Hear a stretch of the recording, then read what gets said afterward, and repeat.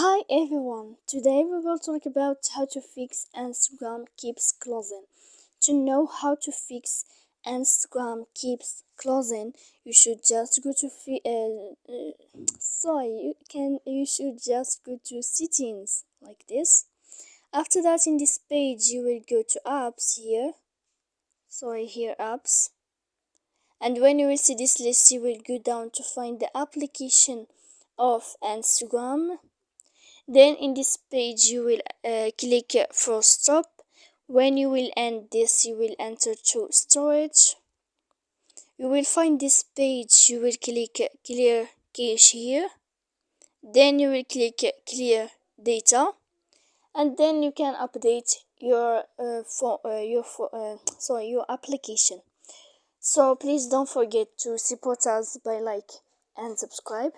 See you next time in another video, and thank you for watching.